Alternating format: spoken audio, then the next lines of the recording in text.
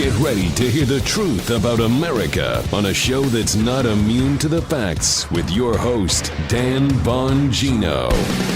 So hat tip to a listener yesterday who pointed out to me that we've been discussing bad data. I don't mean bad data like this is some kind of college physics class where we screwed up like an F equals MA equation. I mean bad data on masks and bad data on lockdowns due to the coronavirus and how bad data leads to bad decisions, because I'm hearing this a lot. Why are we politicizing masks? What's the downside? Lockdowns? What do you want, people to die? Ladies and gentlemen, there are trade-offs. And a listener emailed me yesterday and said, Dan, you had the perfect opportunity to bring up the turkey problem.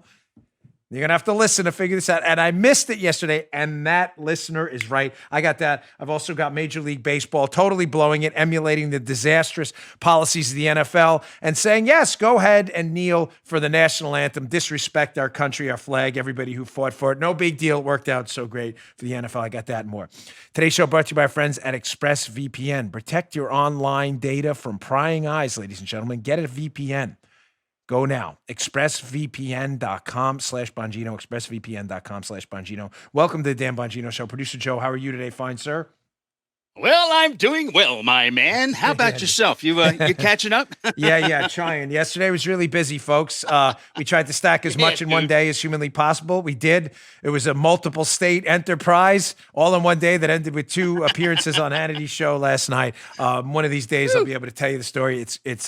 It's a darn good one. So let's get right to it. Today's show brought to you by our friends at Fitbod. Ladies and gentlemen, whether you're new to the gym or you've been lifting weights for years, it's hard to find the right workout plan and stick to it, right? If you've ever gone to the gym without a plan, it's a little overwhelming. You look around like, what do I do first? What order do I do it? How much do I do? How much weight do I use? What if we had the answers for you? We do. Even with a trainer, it can be hard to know if you're pushing yourself too much or not enough. With Fitbod, get a personalized fitness program that adapts as you go, personalized to you. Fitbod is a smart fitness app that takes all the guesswork out of planning your workouts. Fitbod's algorithm factors in your goals, experience level, equipment, workout duration, muscle recovery to craft the perfect total body workout program for you. With each workout, the app learns your abilities and plans workouts designed to maximize your results. This is our new favorite way to work out. And by cycling new exercises into the mix, Fitbod keeps your workouts fun and fresh. Paula, that you can see on the screen now, if you're watching on YouTube, this is a screenshot of Paula's workout. Put in the equipment you have access to. It gives you if you don't say it gives you an exercise you don't know how to do, it'll show you a video showing you how. You can't screw it up. This thing is great. Get a program tailored to your unique body experience and environment. It's perfect for anyone looking to get better fitness results. It's Paula's new favorite. That's why she's so jacked. She loves it. If your goal is general fitness, strength training, muscle tone, bodybuilding, powerlifting, or Olympic weightlifting, they have the solution for you. It's super easy to use, has HD video tutorials, and makes new exercise learning a breeze. Get personalized fitness plans today to help you work out smarter at fitbod.me/Bongino. Try Fitbod for free for 1 month when you sign up today at fitbod.me/Bongino. That's 1 month free when you sign up today at fitbod.me. Don't mess that up. Fitbod.me/Bongino. All right, Joe, let's go. There we go. All right, so first let's get to this Major League Baseball story before I get to the bad data thing and the turkey problem and why I'm so bitter about the hysteria out there masquerading as science leading to bad decisions everywhere. So first, you think everyone would have learned from the NFL alienating hundreds of thousands, if not millions of fans. I've watched maybe 2 NFL games. I think the 2 Super Bowls because I had to provide some coverage and commentary for one of my jobs. But I think I've watched 2 Super Bowls in 5 years. That's it. Now, keep in mind, I was not a casual NFL watcher. I was a diehard. I was a big Raiders fan as far back as when they were in LA and went back to Oakland, and now they're headed out to Las Vegas. I could have told you their starting offensive line, who they drafted in the 4th round in a certain year. I loved the NFL.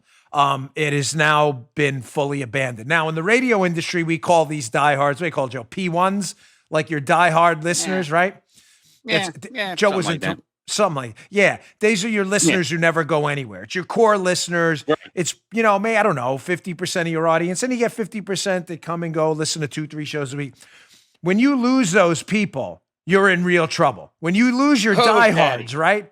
It's over. Oh, yeah. Your station's finished. You have basically loosely connected people who tune in and out. They're not regulars. You can't plan your show. You're screwed. The NFL has alienated huge numbers of those. Yeah, they may have had some spikes here and there and some troughs here and there, but trust me when I tell you, the long-term damage from the policy of allowing people to disrespect our national anthem in our country and kneel has been catastrophic. Don't listen to any of the blue checkmark brigade that crap on our country and hate America, that want you to believe this is cool and edgy. Yeah, kneel before the national anthem. It's so great. It's all nonsense. Believe me, real executives in the NFL know what a disaster this has been. Not only have they alienated millions of fans now, who now went from their diehard P1s to loosely affiliated, occasionally watch once in a while fans to, now I'm never watching at all. Yeah. They've alienated their kids. As I've said to you before, Joe, the real damage here, Joe has a son, I have 2 daughters. Obviously, ladies and gentlemen, you're all the product of a mother and a father, all of you. Your mother and your father teach you things, mostly good. Yeah. Some people unfortunately learn bad lessons, but these are traditions. Football watching, Sunday watching the Giants or Jets game. Where I was from in New York, they were the only, teams on TV typically. These are traditions handed down. I actually learned about football from my mom. She was a big football fan. Yeah, right? Mm-hmm. Yeah, that man, it is. Chain, yes. Which keeps a brand at its peak, what we would call in business, goodwill, the value in a name alone, Coca-Cola, the NFL, right? There's value in just the name, being associated with the NFL or Coca-Cola. There's goodwill in that. There's value in that because these products have been handed down. Mom drank Coca-Cola, the kids drank Coca-Cola, whatever. You get what I'm saying? There's goodwill in that. There was goodwill in the NFL. The chain has been broken.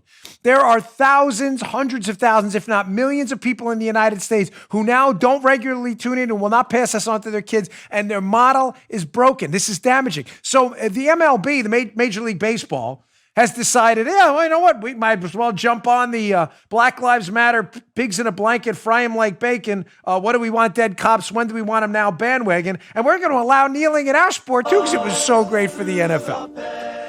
You can see it now. Listen for a moment because that anthem is so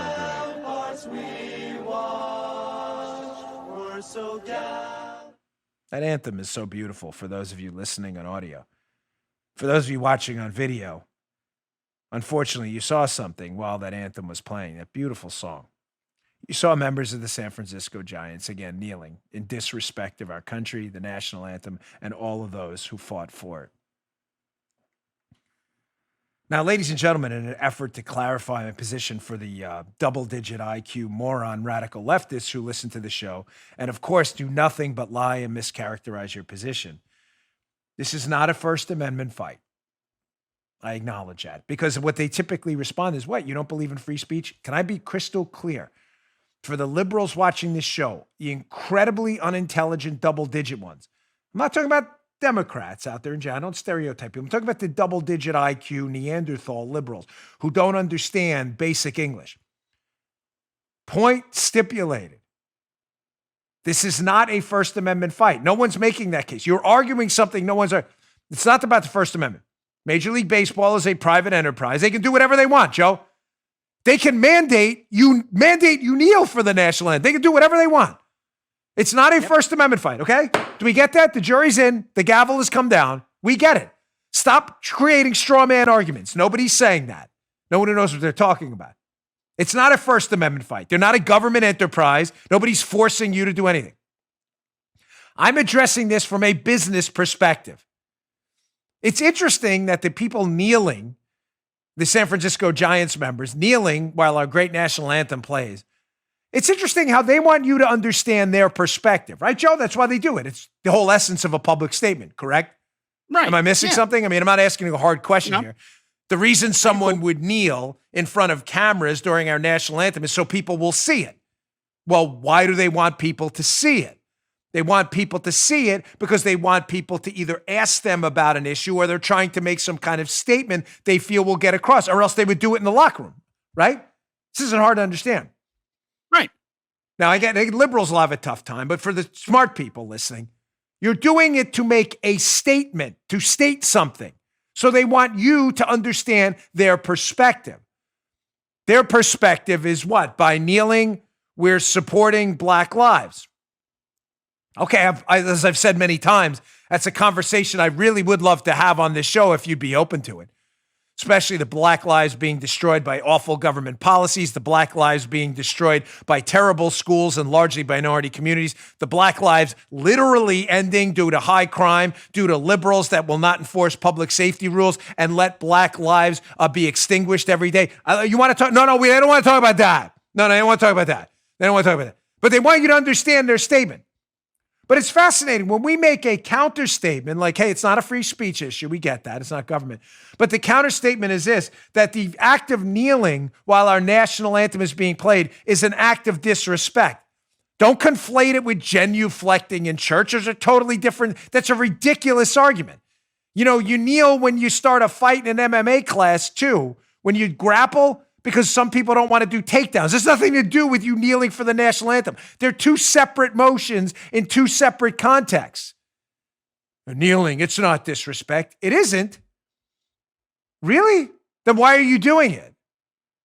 Why are you? I don't understand. I noticed when I watched the Ravens game I always tell this story. When this whole thing started, the Baltimore Ravens went over to play a game in the United Kingdom. And it was a fascinating moment where the left's entire argument that we're not kneeling to disrespect the flag. No, you are. That's exactly what you're doing. The fascinating moment was this. Our national anthem played overseas. And these disrespectful players kneeled overseas in front of it to show disrespect for our flag. And you know what happened when God Save the Queen was played? United Kingdom's national anthem, you know what happened? They all got up. Why? I thought if it's not disrespect, kneel. What is it, an act of reverence? I mean, what am I missing? What am I missing? I don't understand. Something's missing here, right? You got up when their national anthem played. Why? Because you didn't want to disrespect them. But I thought you weren't disrespecting them. The answer is, of course you are. So it's fascinating how you want us to understand your statement an argument that's clearly disrespect. You wouldn't do it for anyone else's national anthem, just for ours. But when we ask you to understand our position, patriotic Americans who say, listen, we're the actual constitutionalists here, conservatives, not your liberal friends, the tyrants. We believe in your right to protest. We believe in your right to free speech, and I believe in free markets, free enterprise, and private businesses' ability to do whatever they want. But I'm suggesting to you that your act of disrespect to our flag has actually hurt, not helped your argument. So if your argument is really has anything to do with Black lives, it doesn't. You don't want to talk about that. Then why would you start off with an act of disrespect that alienates the people you're trying to convince? What's the point? What's the point? If your point is to save this Black lives, why are you starting off with a gesture that alienates probably 40 to 50% of America who've now shut you down and are convinced you're not about anything other than disrespecting the flag? Because you're not about having a serious argument. It's about disrespectful, shallow gestures, sadly meant to insult people. You want to have that conversation? Come on the show. Let's do it. You won't do it because we've been the one advocating for school choice for Black families, to give them an opportunity, for public safety in Black communities so we don't have to hear the cries and the tears of another Black mother or father who lost their kid in a high crime community. We're the ones talking about good, solid, strong, free market healthcare where patients can choose and aren't forced into government clinics in minority communities where the outcomes are disastrous. We're the ones talking about that. Not you. Sorry, but topic really bothers me. That flag matters to people. And if your goal is a serious dialogue to fix problems, your first act shouldn't be one of total disrespect, which alienates the audience who wants to fix these problems too. I'm done with baseball. You do whatever you want, ladies and gentlemen. Your viewing habits are your own. But it's time for us to fight back against this nonsense. You want to kneel, you kneel. But I don't have to watch it, and neither do you. All right, let's move on. Let me get to my second story, and I want to hat tip Tom, who sent an email yesterday to our account, and he was right. You know, folks, the mask hysteria and the lockdown hysteria over the coronavirus, there is a misperception out there, and we need to correct, and it's typically levied by people who sadly either don't know what they're talking about or do know what they're talking about and are lying to you. And the misperception around masks and lockdowns both is that there are not trade-offs. Now, follow me here. Joe, if I lose the audience as the referee for our great audience, you must stop me. It is your obligation. These arguments that there aren't trade-offs, that this is, black or white, masks and lockdowns, right? Because that's how liberals don't understand nuance or they ignore it. The arguments are framed differently. The mask argument and the economic lockdown argument. But they're both framed incorrectly by liberals and many others who don't understand how actual science works. Let's go with the mask argument first, these mask mandates that you have to wear a mask and government should be the one to tell you to do it. The argument's typically framed by the left and others not willing to look at the actual science is this, Joe. Well, why wouldn't you do it? What's the downside? As if there is no trade-off. Again, conservatives, libertarians, and others understand that there's always a trade-off. There's always a trade-off when we promote bad data on anything, including masks. I'm going to get to that in a second. What the trade-off actually, ladies and gentlemen, there is a downside to government misinformation and media misinformation on masks, and it's a significant one. Anyone telling you, well, what's the downside? Just put it on. Not willing to entertain the fact that there's always a trade-off, doesn't know what they're talking about, or isn't familiar with how actual science works. The lockdown argument is typically phrased differently. It's phrased as, well, what do you want, people to die? Right. If you don't lock it down, Joe, people die. Yeah. Ladies and gentlemen, before I get back to the mask one and the big data problem and the turkey problem, which I think you're going to like, some of you older listeners have heard it before. The what do you want people to die argument is amateurish, childish, and really you're advertising your own ignorance. You are. I'm very sorry, but you are. Folks, it's not us putting a value on human life. It's you. In other words, people who say, you don't want to lock the economy down again, you want people to die. What are you going to put a value, the stock market on human life? No one's putting a value in the stock market on human life. You're doing it. Oh my gosh, Dan, you can't say that. People put a value on human life. Yes, you do it every day. You're going to deny that? Ladies and gentlemen, this part is only for serious listeners. If you're not a serious person and you don't want to analyze this rationally and you're just embedded in the emotion that conservatives want people to die, conservatives who don't believe in economic lockdowns or the science for them, which I'm going to give you the actual numbers in a bit too. Stop listening now because none of this is for you. This is for rational, sane people. You take risks in your life every single day. You go out in flu season, do you not? Ladies and gentlemen, the flu is a very, very serious virus. I'm not even comparing the flu to coronavirus. I'm comparing the flu with your analysis of risk. They're two separate viruses that do two separate things and affect people differently, obviously.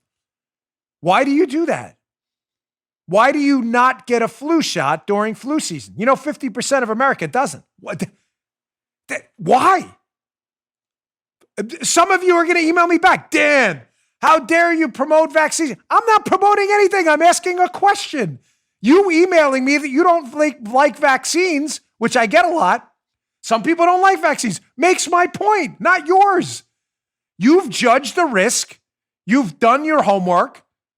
You don't like them. You take the risk. You put a value on your own life. I didn't do it. You getting my point here? The arguments they use are emotional. They're not based on any real world reason. If you don't support lockdowns, you want people to die. I don't want people. I'm not putting a price on people's lives. You do it. You put a price on your own. You get in your car every day, and I'll bet 5-10% of the population doesn't wear seatbelts. Why not? The data on seatbelts is pretty crystal clear, is it not? Why not? Why don't you do it? You get on a plane. I was on one yesterday. There's a risk. It's small, but there's a risk. Why do you do that? Because you've judged the trade-offs. And the trade-offs to sitting in your house all day, not getting in your car, not going out when flu season is, and not getting on a plane because you're afraid it might crash, the risks you've deemed acceptable to your own life. You put a value on your life. You've gauged the value of both activities. I need to travel because I enjoy it for work or whatever it may be, and it makes my life more productive. And I'm willing to accept the risk to my life, which is very real. Maybe small, but real. Why are we not doing that anymore? Well, I don't understand. I thought the left was all about tolerance and science and data and weighing scientific trade-offs based on the value of two different scenarios.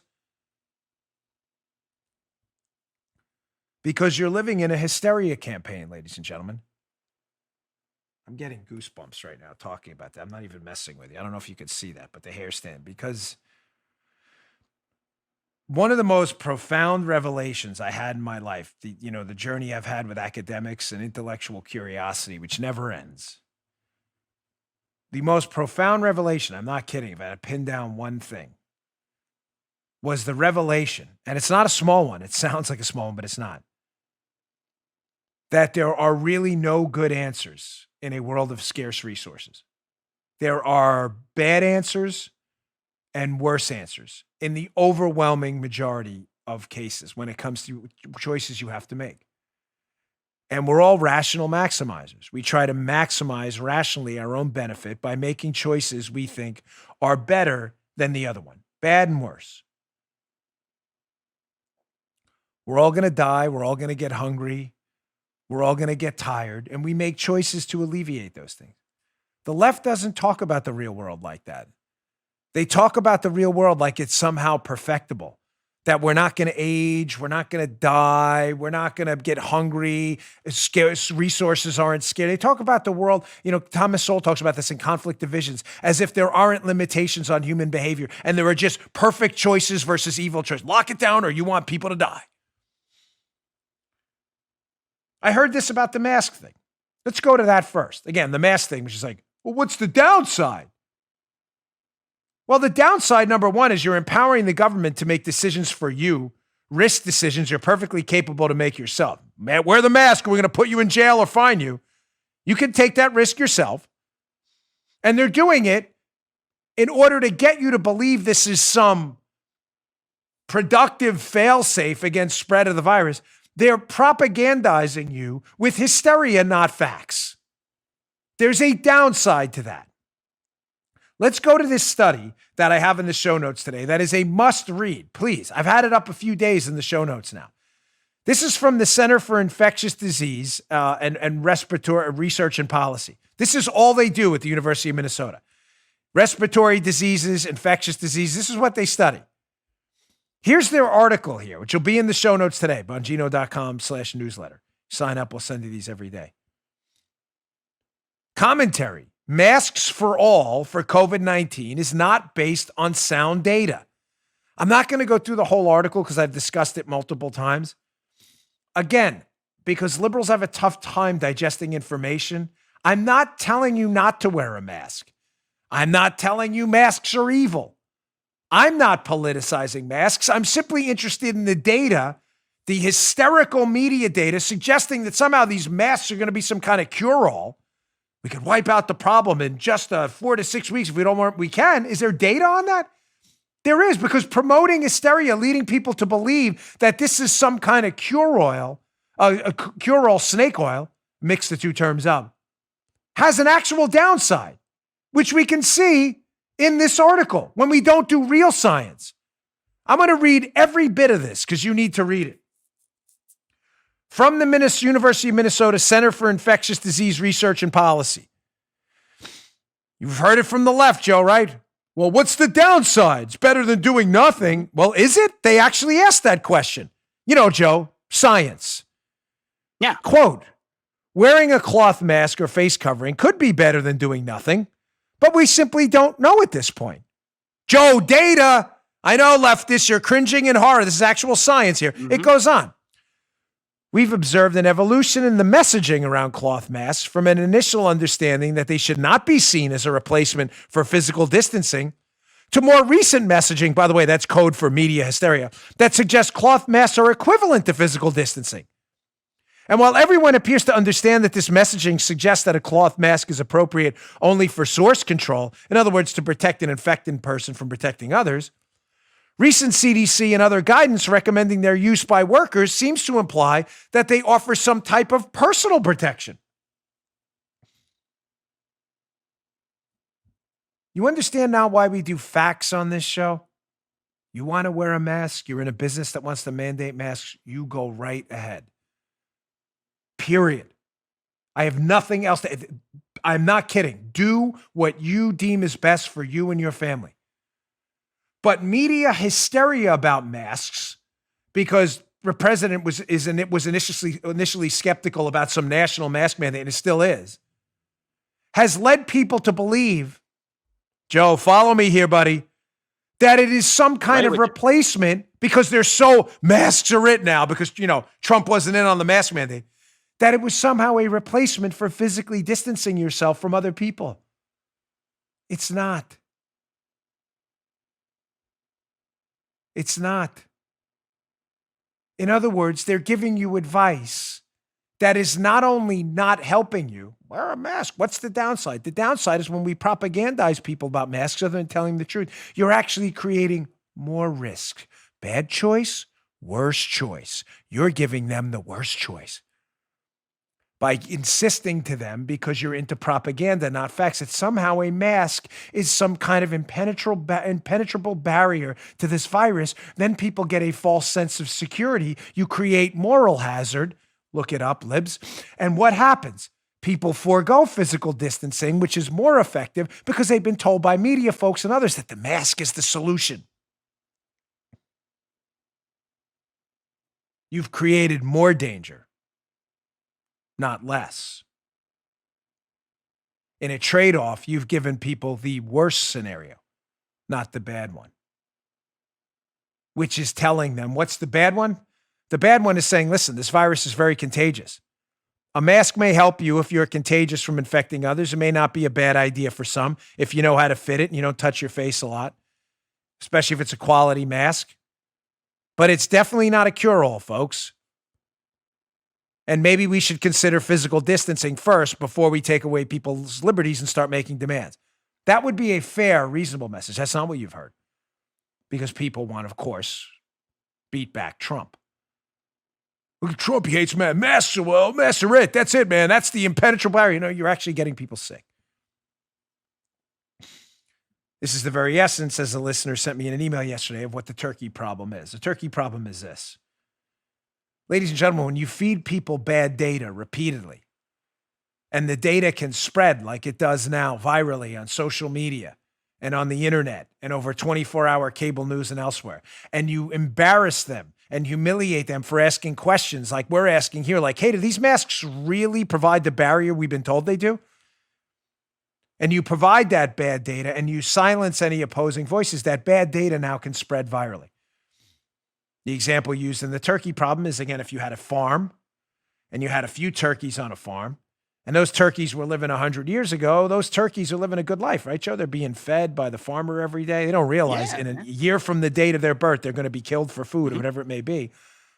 But those turkeys back 100 years ago, before information and bad data could spread virally, it wasn't really a problem. Say there were 3 or 4 turkeys. They got fed for a year. They're all talking to each other. Hey, turkey bag of donuts. This is great. Farmer Joe's feeding us. Isn't this terrific? We get to scratch the dirt, do our thing. This is great. Off with your heads a year later. Doesn't affect anyone else other than those 3 turkeys, right?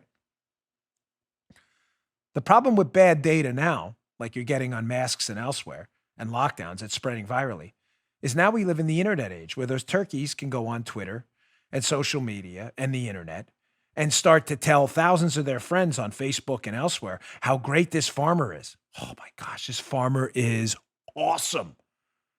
Feeds us every single day, lets us play out in the dirt pit. Come on over and join us. The turkeys start flooding into the farm, thousands at a time.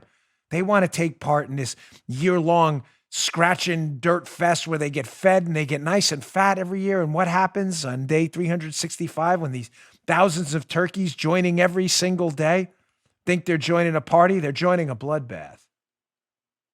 Because the viral spread of bad data about how great the farmer was led to their decapitation and serving on the tables of thousands of Americans who were eating them for dinner. You're being spread through media propaganda, bad data. And that bad data is putting you at significant risk. Do your own homework. When the turkey sends you a Facebook message telling them telling you, hey, join me on the farm. It's great over here. You may want to do some homework on Farmer Jones first, and you'd find out that Farmer Jones's farm is the leading provider locally of turkeys for dinner every year. And you may say, I'm going to do a hard pass on the turkey farm. We're seeing that with lockdowns too. Before I get to lockdowns, let me just get to my second sponsor, my Patriot Supply. Paula's not happy with me today. I can tell. She's not happy at all. I can tell right now. She's giving me the big, oh no, not happy. I'll have to tell you that story when I tell you the story yesterday some other time. My Patriot Supply. Every day we aren't just witnessing the spread of coronavirus. We're seeing the spread of fear. It's driving markets down and demand for basic necessities through the roof. According to My Patriot Supply, they have older customers with health conditions petrified to go out living off their emergency food supply. Others are under self-quarantine, and some just don't want to face the mob for a loaf of bread. Folks, go to preparewithdan.com and reserve your 2 or 4 week emergency food kit today.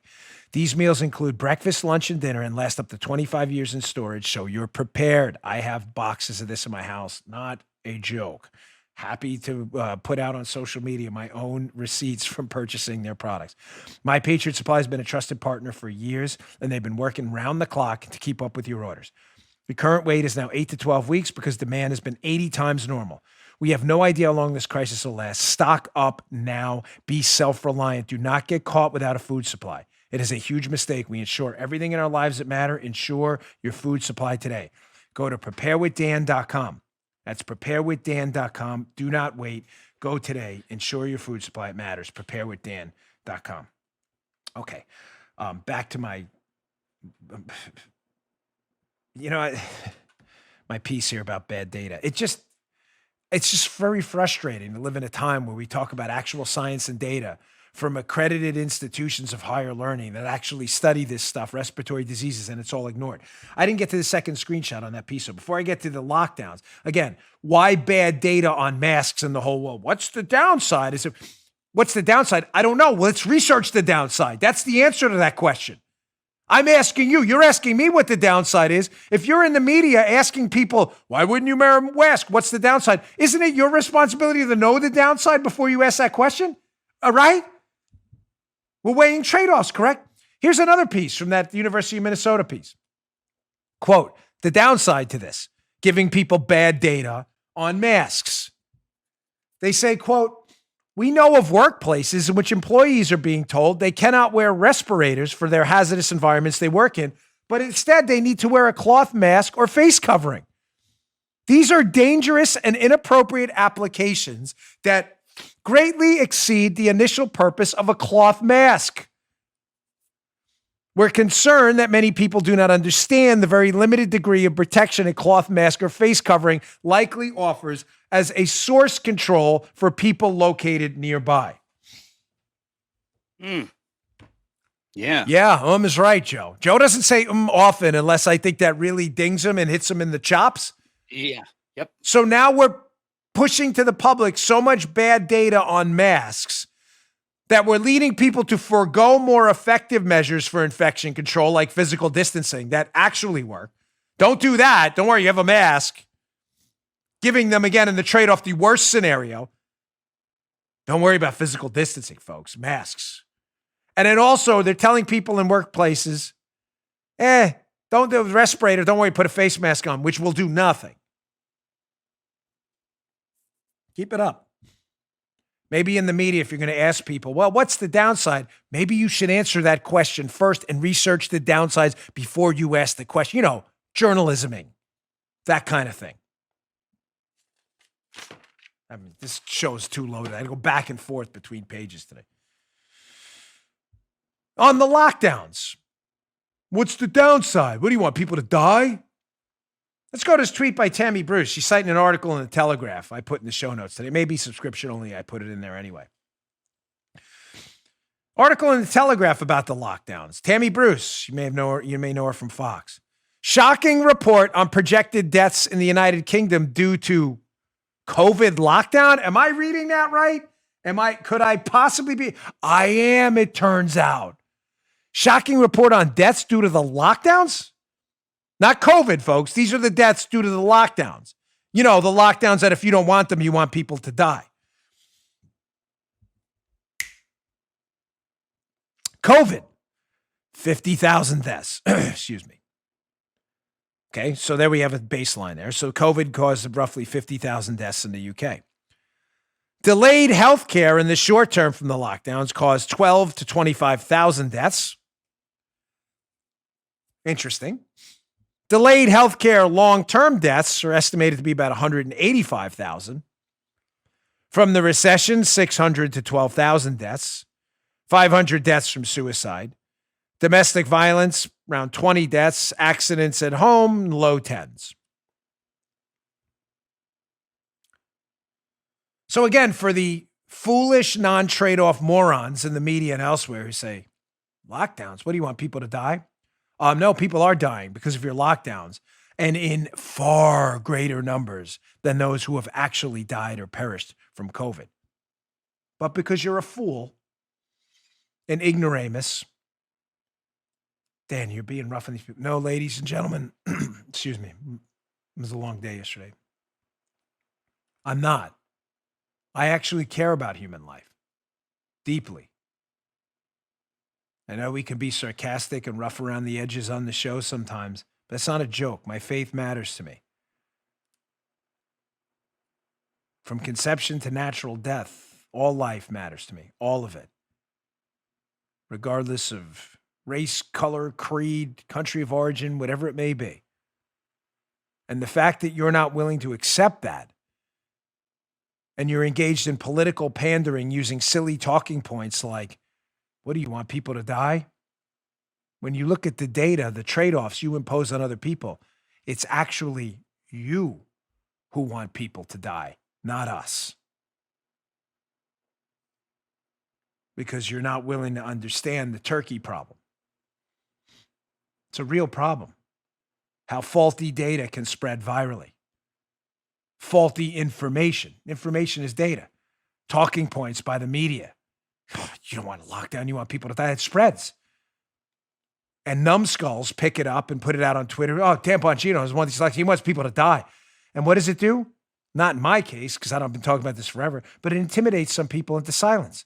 And then they learn to support lockdowns, despite the fact that the data shows they're actually killing more people than the virus itself.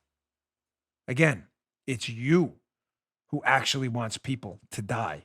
You know, if you believe in data and facts and stuff. All right, moving on because I got a packed show. I got to flip back and forth today because it's loaded. Another interesting article I saw today in the Wall Street Journal by William McGurn, who does some really quality work over there, but I have to vehemently and strongly disagree. He has a piece up at the Wall Street Journal in their op-ed column today. Portland's Pottery Barn Rule. You know the Pottery Barn Rule, folks? You ever heard it? If the mayor won't stop violence in the city, why should Trump let him off the hook? You know what that is, Joe? The Pottery Barn Rule? Yeah, man. It was Colin Powell when he was working with the Bush administration and the initial one about the Iraq invasion. He was apparently said, listen, you go in there and you take over Iraq and you break it. The Pottery Barn Rule, you break it, you own it. You get it? So his take was, you know, you break Iraq, you go in it, you own it. So McGurn's piece today, I'm going to just cover this quickly because it's important, is wrong. And it's wrong for a number of reasons. He's making an analogy between that you break it, you own it rule and President Trump's, I think, incredibly brave and terrific decision to send federal agents into Portland to make arrests for the riots and chaos there that the local police under the direction of the communist mayor are not willing to do. He has sent federal agents into these collapsing cities because, and thank God for this president of the United States, he understands that not every single resident of Portland is a radical leftist lunatic. Just not like every citizen of California is a radical leftist lunatic. And there are people there, Joe, who, unsurprising to the common sense folks listening to my show, are American citizens too, and are entitled to the dignity of being an American citizen and some semblance of public safety. I don't believe McGurn's suggestion here, invoking the Pottery Barn rule, and with all due, Bill does a lot of great work. It's not a personal knock. We just disagree here. His suggestion is if President Trump sends federal agents, as he has, into Portland to quell the mass violence, the mayor there, Ted Wheeler, the disastrous mayor is not willing to do, that if he expands this model, Joe, and brings it into Chicago and New York, like I am strongly supporting, and some friends of mine in law enforcement too, that then he'll be held responsible for what happens there. No. I'm sorry, Bill. That is an inaccurate evaluation of what's going on. Now, let me give you the reasons why.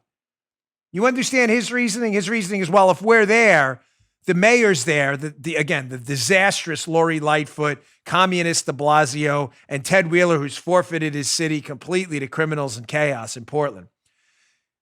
The logic McGurn is using, Joe, well, when the feds are there, it gives Lightfoot and others a reason to say, look, they did it. They're Trump's guys. Yeah. Whereas Nancy Pelosi calls them the stormtroopers. You get it? Yeah, I got you. Buy that. Mm-hmm. Yeah, I don't buy any of that. And let me tell you why. Let me go through my reasoning. Number one, ladies and gentlemen, this is a very small cadre, a small presence of federal agents. We just don't have enough federal agents to go and act as a surrogate police department. There's not. We're talking about 100 to 150 men and women, probably tops. There's just not enough of them. They're not going to be running around the city serving warrants on every block. They're there to defend federal property. I wish they could do that. I would recommend they do that. So the small presence means that the people in that city, they're not dumb enough to believe this, that somehow there's an invasion of, as Nancy Pelosi calls our brave federal agents, stormtroopers. Those are Nancy Pelosi's own words, by the way, because she's a disgrace to humankind. No one's actually going to believe Donald Trump has taken over their cities. By the way, it's the same reason I recommended he not bring in the National Guard to these cities, because they have larger units they can use, which would lead to an overt presence, which the Democrats will then use to jeopardize public safety, not help it. We don't want them armed. We don't want them with shields. It's a bad idea, the National Guard. I think so. Federal agents are not. They're law enforcement officers. They're not military folks. The presence is too small for these people in the neighborhoods that deserve that to say, oh, look, it's the federal agents taking over our city. This is nonsense. It's not the siege, okay, that Denzel Washington movie. Everybody, stand down a bit. Secondly, why I think McGurn is totally wrong on this and the president is right. Ladies and gentlemen, life is about contrast. I can't say this enough. Human beings understand contrast. Motion looks more profound when nothing's moving. When you're sitting on a flat plain in a desert with nothing moving and someone jumps up and starts running, you'll see them because there's a contrast. When someone jumps up and starts running in a crowd of people who are jumping up and starting running, you won't see them because they blend right in. It's the whole essence of camouflage, to reduce contrast, digicam and all of that, to make your appearance appear just like what your background does and to not create a contrast. Life is about contrast. Elections are about contrast. You versus the other guy. They're binary choices. What a contrast, right? From Lightfoot, Ted Wheeler, and Bill de Blasio allowing their cities to be taken over totally by criminality and chaos, and then federal agents locking people up. I've heard a few people say, Dan, they're throwing them in marked cars. This is unprecedented. Ladies and gentlemen, listen, I am a liberty-loving patriot like anyone else. I have not supported the Patriot Act. I am all for the oversight of law enforcement and always have been. They have a serious responsibility. They could take life or freedom. No one should be able to operate willy-nilly without oversight. That's not what I'm suggesting. But suggesting that because federal agents are arresting people and putting them in unmarked cars as if it's some kind of unprecedented stormtrooper-like Gestapo activity is so ridiculous, you're embarrassing yourselves. I was a Secret Service agent. We didn't have any marked cars for our field offices. They have them in the uniform division in D.C. We were federal agents. We arrested people and put them in unmarked cars all the time. What are you talking about? We didn't have cars that said, there's a United States Secret Service agent in here. That's just a scare tactic. Everyone arrested should be treated with dignity, even though these people have no dignity being arrested. These people they don't. They're assaulting cops, spitting on them, trying to burn down buildings, but that doesn't matter. This is professional law enforcement. People need to be treated with dignity, even if they refuse to do the same, which many of them will. That's a fact. We're professionals. We're not bouncers in law enforcement. People have to be read their rights if it's custody plus interrogation. People have to be brought in front of a court. Habeas corpus still matters. None of that's gone away. Stop pretending this is some kind of unprecedented, oh my gosh, the president's doing something crazy and everybody's going to run against the president, make him look. No. The president's the law and order guy. And now you're starting to see it. And that contrast now is evident. His guys are locking people up. The other guys are not. Third, creates another contrast, the blamers versus the solvers. One of McGurn's points is that, well, if the president intervenes in these cities, they're going to be able to blame him. Okay. No one's going to believe it, but what's the problem? So you have the president doing something, actually arresting people, right? The solver, the problem solver, just so we're clear, right? That's what you're complaining about, that the feds are arresting people, right? So you have a guy actually doing something, people under his control, federal agents going and arresting people. And then you have Lightfoot, communist de Blasio, and communist Ted Wheeler on TV crying and blaming the president about it, doing nothing, not actually solving anything, watching their cities burn. Then you have Trump saying, yeah, you got my guys in there locking people up. Contrast. Blamer solvers. Blamer solvers. Throw the Pottery Barn rule out the window. I'll say finally, people on the ground will see what's going on, ladies and gentlemen. Don't treat voters like idiots. They know exactly what's happening. They're watching their city burn to the ground. You think they don't know who's doing something and who's blaming? They're not stupid. I don't believe in the Pottery Barn rule at all, and I think the president's absolutely doing the right thing. All right, let me get to my final sponsor today. Let me just tell you what's going on, because I got an important story here. I maybe should have covered this first, but I got a video from Tucker Carlson. It's very powerful. And a warning, again, you are going to have to pick a side soon. I wish it weren't the case, but it is. Sad we're at this point. It's a great country. I hate to see us in this spot. It's devastating to watch. All right, folks, today's show also brought to you by friends at Magic Spoon. Listen, growing up, cereal was one of the best parts of being a kid. Come on, you know that. But I had to give it up because, I looked on the nutrition label and found out there wasn't much nutrition at all other than sugar and junk in a lot of these breakfast cereals. A lot of it's just plain, straight up junk. Not now, because now we have Magic Spoon. 0 sugar, 11 grams of protein, and only 3 net grams of carbs in each serving. This stuff is delicious. The only downside is I can't keep it in my house that fast, and I never get to eat it because my daughters eat it all. They have 4 flavors: cocoa, fruity, frosted, and blueberry. You see it on the screen right there? Nice. On our YouTube account. It tastes amazing. You're going to think when you eat it, this is too good to be true. It can't be. No, it is. That's why the boxes disappear so quickly in my house. It's keto-friendly, gluten-free, grain-free, soy-free, low-carb, and GMO-free. Go to magicspoon.com/Bongino and grab a variety pack and try it today. You'll be addicted. The stuff's amazing. And be sure to use our promo code Bongino at checkout. Get yourself some free shipping there. Magic Spoon's so confident in their product, it's backed with a 100% happiness guarantee. So if you don't like it for any reason, they'll refund your money. No questions asked. Go to magicspoon.com/Bongino. Use promo code Bongino for free shipping. Thanks, Magic Spoon, for sponsoring the show. Try this stuff out. You're going to love it. Send me your pictures eating it. You have a big smile on your face. This stuff is delicious. It's my new go-to. Sometimes I throw a little protein powder in there, too, and like, yeah, my little secret there. Don't tell anyone. All right, so last night I was watching Tucker's show on Fox News before I went on Sean Hannity's show, and I heard something really disturbing, ladies and gentlemen, and it kind of goes back to the point I've been trying to drill into you for weeks now, that sadly and unfortunately this fight is coming to your door. What do I mean this fight? I mean it in both macro and micro ways. The macro fight is, the fight for the future of the country. We have a tyrannical group of leftists who believe in cancel culture, attacking free speech, calling everybody they don't agree with racist, locking up their opponents, discriminating against people. That's the left. Antifa, street violence. Then you have the right.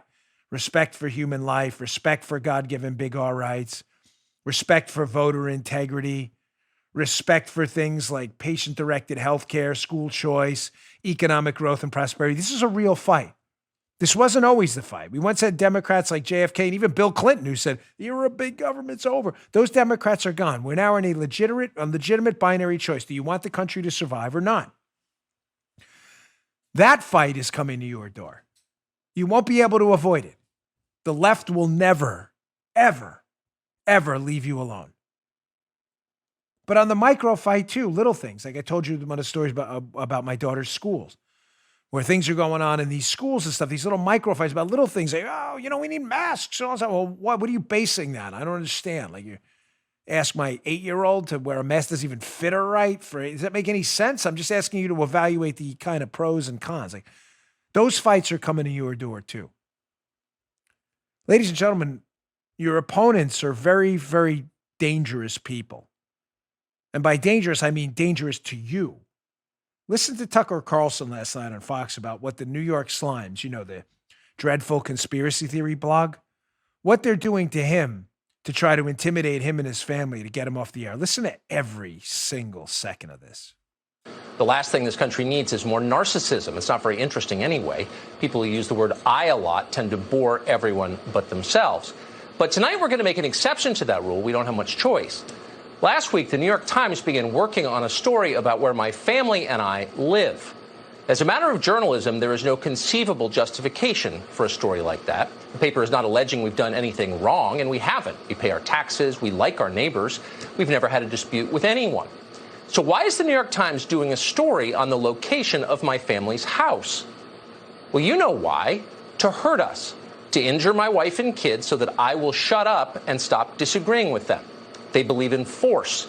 We've learned that. 2 years ago, a left-wing journalist publicized our home address in Washington.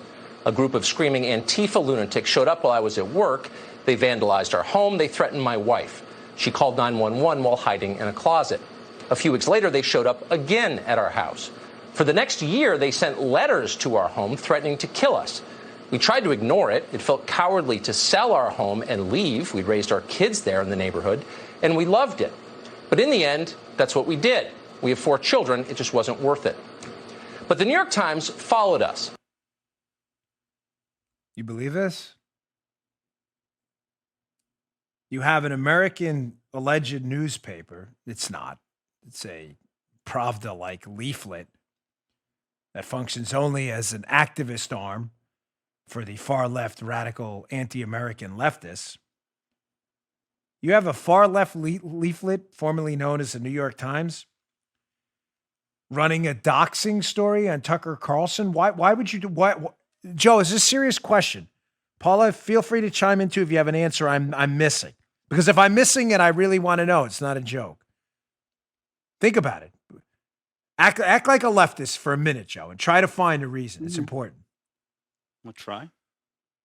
What legitimate news purpose, journalism purpose, does publishing, if not his direct address, Tucker, but enough information about where he lives, what legitimate news purpose would that be? I'm serious. Act as a leftist man.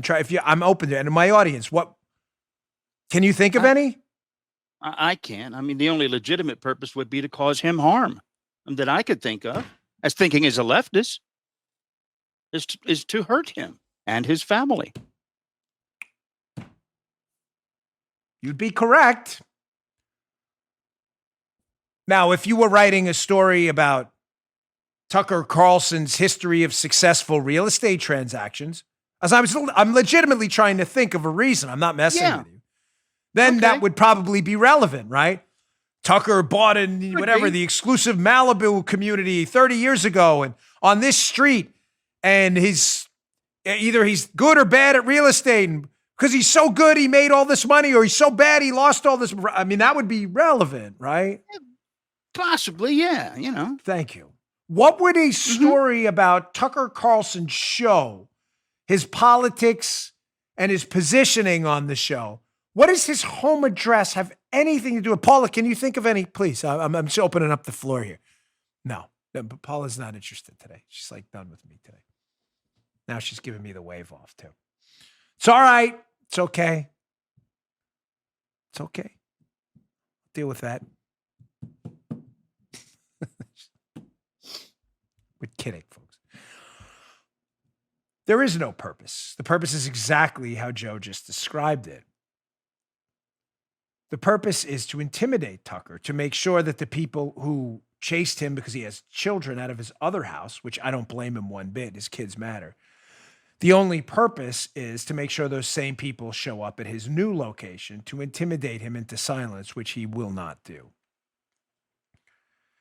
Ladies and gentlemen, this fight is coming to your door. You better get ready for it. I'm not kidding.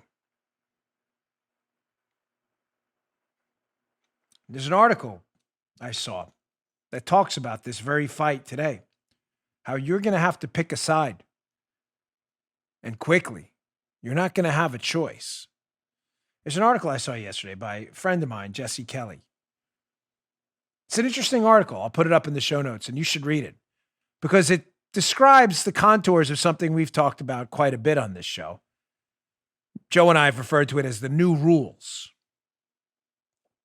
Here's Jesse's piece, and it'll be up in the show notes today. It's short, but I encourage you to read it.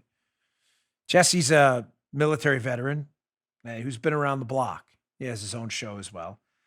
And in Jesse's piece, he talks about how the traditional war here has been lost.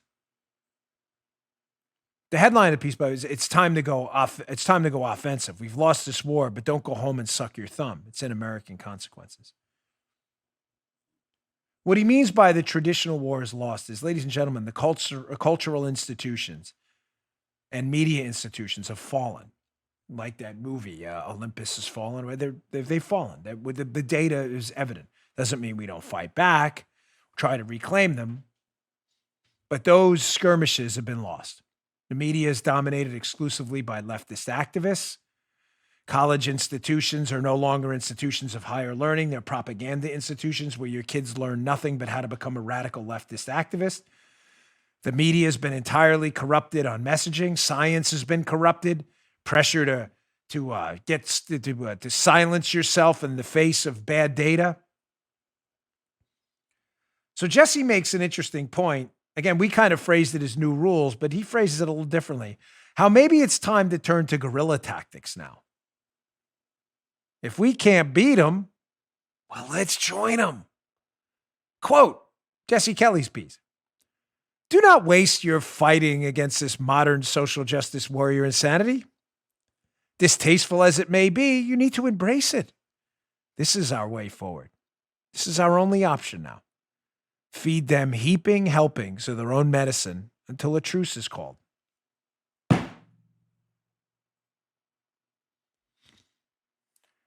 The famous New Rules show we did, where I declared that we will now be using the leftist rules against them until a truce is called, which we recorded a couple of years ago, received a lot of interesting backlash from maybe about 20% of viewers who said, Dan, we can't do that. The leftist rules are immoral and we shouldn't embrace immoral rules. What's your option? Right.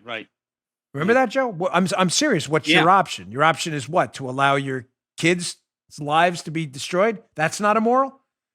Ladies and gentlemen, keep in mind, I'm not talking about violating the sanctity of big R God-given rights or anything like that. That's a leftist thing, violence and all that stuff. That's their thing. I'm talking about a simple set of rules, the new rules they've declared are rules. In other words, they've declared that boycotts are an effective way to silence people who have opposing voices. The right, including me, my friend Sean Hannity, have always said boycotts really suck. Pardon my language.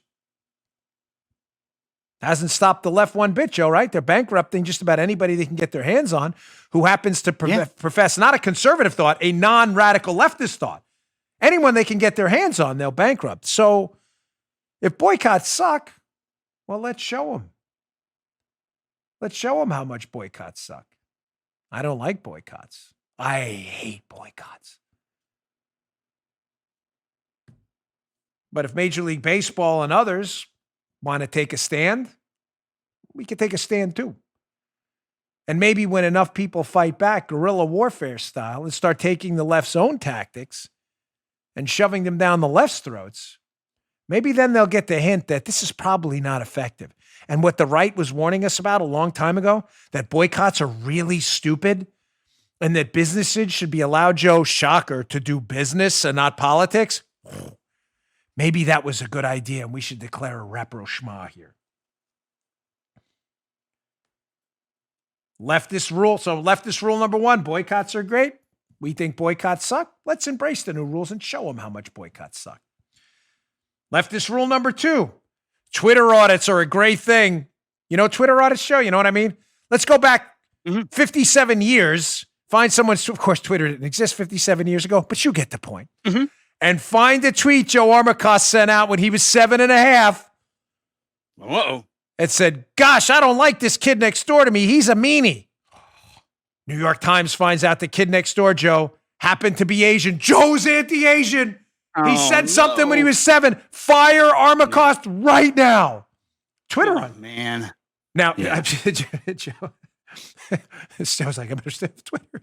Folks, Twitter, just kidding. We love Joe. Twitter audits suck and they're really stupid. So let's show them. It's time to Twitter audit every single leftist out there. Find out what they wrote in their past. Let's make sure those boycotts we know suck, that the people who sponsor these folks as well. The Lenin Project, the Lincoln Project, it's really the Lenin Project. The Never Trump grifters out there that are one of them who has some contracts with the Russians or had them, those guys, the Lenin Project. Yeah. Let's check out their Twitter history because I've seen it and it's not pretty. It's really ugly. They want to Twitter audit everyone who's not a liberal. Let's Twitter audit them too. You want to get into historical grievances with no context for change at all? Anyone in history who's made a mistake, however catastrophic it may be, wipe that history clean. Let's not talk about it, Joe. Let's stigmatize and rip down statues and let's everybody who didn't agree by what today's historical standards are or today's standards in contrast to historical standards, they're all evil. Okay, fine. Well, let's do that. If that's your new rule, it's a new rule for us too. When do we start talking about the Democrats' history of racism in the South? The remember the Dixiecrats, Democrats? Can we talk? No, you can't talk about that. You can't talk about that. No. We're only talking about the Civil War statute, not the Democrats' profound history with racism. When are we going to talk about FDR and his internment of the Japanese during World War II? FDR, the New Deal Democrat, FDR, their hero, who they've lionized. You said historical grievances without context are a good thing. Okay, well, let's do it. Let's do that too. Finally, one more. There's no room for resolution, redemption, or anything like that in people's lives when it comes to a leftist. They find something you did that's wrong, you are to be publicly stoned and humiliated. Folks, I believe in forgiveness and redemption, but only if you do too. If you don't as a leftist, I'm sorry, but you can't be forgiven either. New rules. You wanted them. Now you can chew on them. All right, folks, thanks again for tuning in. I really appreciate it. Please subscribe to my YouTube channel, youtube.com/Bongino. It's those subscriptions that help us move up the charts on Apple Podcasts as well. They're all free. We really appreciate it, though. It helps us keep our marketing budget low. We like to keep the money in the show right here to keep everything tight and strong. So youtube.com/Bongino. We really appreciate it. We'd like to get to 600,000 subscribers now. We're getting there soon. I'll see you all tomorrow. Thanks for your support. You just heard Dan Bongino.